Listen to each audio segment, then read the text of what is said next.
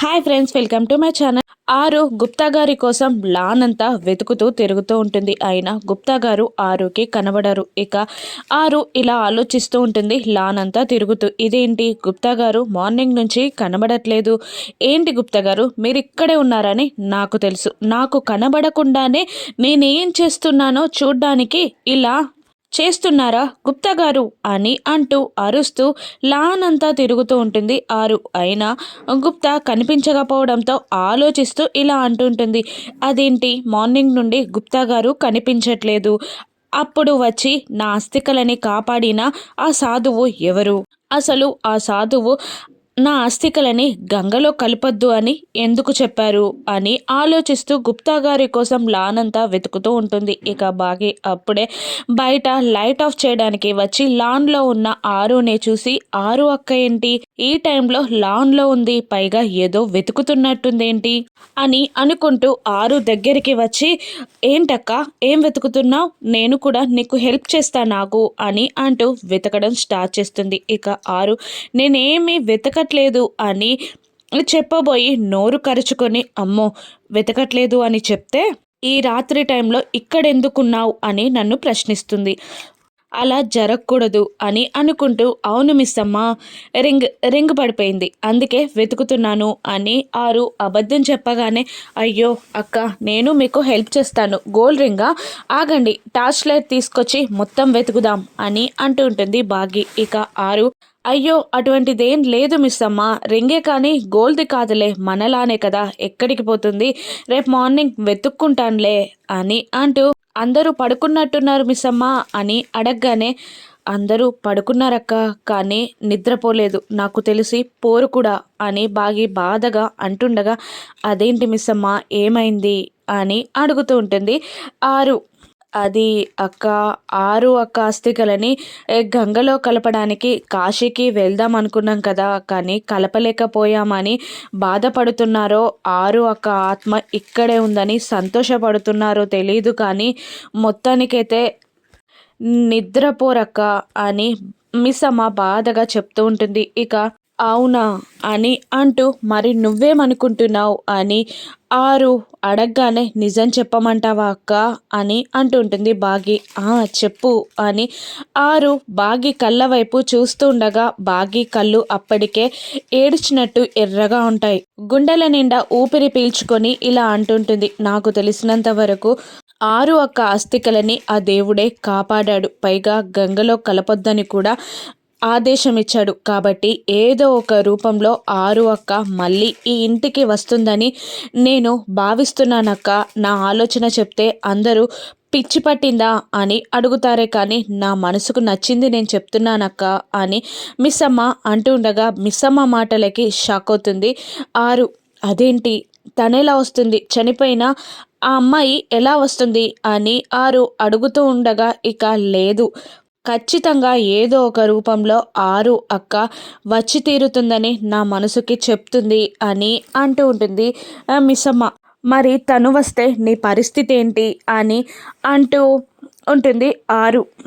ఏముందక్క అని అంటూ కళ్ళ నిండా నీళ్లతో మధ్యలో వచ్చిందాన్ని మధ్యలోనే వెళ్ళిపోతానక్క అని అనగానే షాక్ అవుతుంది ఆరు. అదేంటి నీ కాపురం మరి అని అంటూ ఉండగా, లేదక్క ఇది ఆరు అక్క కుటుంబమే, తను ఉన్నా లేకపోయినా ఇది ఆరు అక్క కుటుంబమే అని అంటూ ఉంటుంది మిస్ అమ్మ. మరి నీకు బాధగా అనిపించట్లేదా, ఈ కుటుంబాన్ని ఆయన్ని వదిలి నువ్వు వెళ్ళగలవా అని ఆరు అడుగుతుండగా, లేదక్క వెళ్ళలేను, ఇంకొన్ని రోజులు ఆయనతో ఉంటేనే ఆయనను వదిలిపెట్టి వెళ్ళలేకపోతున్నాను, బాధపడుతున్నాను.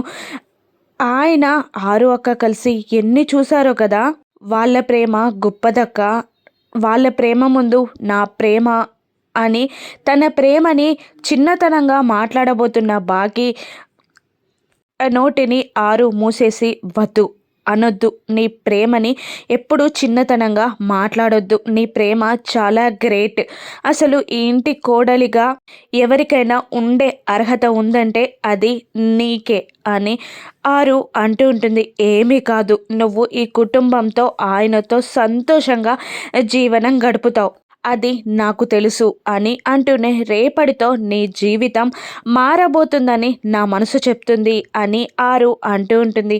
అదేంటక్క అలా మాట్లాడుతున్నావు అని మిస్సమ్మ అడుగుతుండగా, అవును నా మనసు బలంగా చెప్తుంది. రేపటి నుండి నీ జీవితంలో మార్పు మొదలవుతుంది. నువ్వు సంతోషంగా జీవిస్తావు. నీ భర్తతో సుఖంగా ఉంటావు చూడు అని అంటూ ఉంటుంది ఆరు. ఇక తెల్లవారగానే ఉన్నట్టుండి అలారం పెద్ద సౌండ్తో మోగుతుంది. అందరూ లేచి కూర్చుంటారు దిగ్గున. ఇక అమర్ వాళ్ళ ముందుకు వచ్చి కోపంగా చూస్తుండడంతో పిల్లలు నలుగురు లేచి నిలబడి గుడ్ మార్నింగ్ డాడ్ అని అనేస్తారు. ఇక ఏంటి అలారం మోగితేనే తప్ప మీరు 6 కల్లా లేవలేరా అని అడుగుతుండగా, అది కాదు డాడ్ అని అంటుంటారు పిల్లలు. ఈ నుండి 6కి లేవడం కాదు, 6 వరకే రెడీ అయి కిందికి వచ్చేయాలి అని అంటుంటాడు అమర్. ఇక అది డాడ్ అని ఏదో చెప్పబోతుండగా, ఇక చెప్పాను కదా 6 కల్లా కిందికి వచ్చేయాలి, 2 మినిట్స్ టైం ఇస్తున్నాను మీకు అంతే, కిందికి వచ్చేయండి అని అంటూ అమర్ కోపంగా వెళ్ళిపోగానే మళ్ళీ అంజు ముసుగు దాన్ని పడుకొని గురక పెడుతుండగా అమ్ము పైకి లేపుతుంది. ఇక జరిగిందంతా కలలాగా చెప్తూ ఉంటుంది అంజు. ఇక నీ బొంద ఇదంతా జరిగింది, డాడీ రమ్మన్నారు, లేకపోతే పనిష్మెంట్ ఇస్తారు అని అమ్ము అంటూ ఉంటుంది. ఇక ఎవరి పనుల్లో వాళ్ళుంటారు. ఆ బాగి బ్రేక్ఫాస్ట్ చేస్తూ ఉండగా, ఇక పెద్దవాళ్ళు పేపర్ చదువుతుంటే ఒకరేమో పూజ చేస్తూ ఉంటారు. ఇక అప్పుడే అమర్ లాన్లో నిలబడి విజిల్ వేస్తాడు. దాంతో ఇంత పొద్దున విజిల్ వేసేదెవరు అని అంజు కసురుతూ ఉంటుంది. ఇక ఇది కొడైకెనాల్ కాదు కదా అని రాథోడ్ కూడా లైట్గా తీసుకొని తన కార్ని తుడుచుకుంటూ ఉంటాడు. ఇక కుక్కర్ విజిల్ వేసిందేమో అనుకొని మూత తీసి మళ్ళీ పెడుతూ ఉంటుంది. ఇంతలో మళ్ళీ విజిల్ సౌండ్ వినగానే అందరూ అలర్ట్ అవుతారు. ఇక పిల్లలు కూడా కిందికి దిగి వస్తారు. ఇక టైం చూసుకొని 2 మినిట్స్లో రమ్మంటే 5 మినిట్స్ చేశారు. కాబట్టి ఈవినింగ్ వచ్చాక లాన్లో 30 రౌండ్స్ పరిగెత్తాలి అనగానే పిల్లలందరూ షాక్ అవుతారు.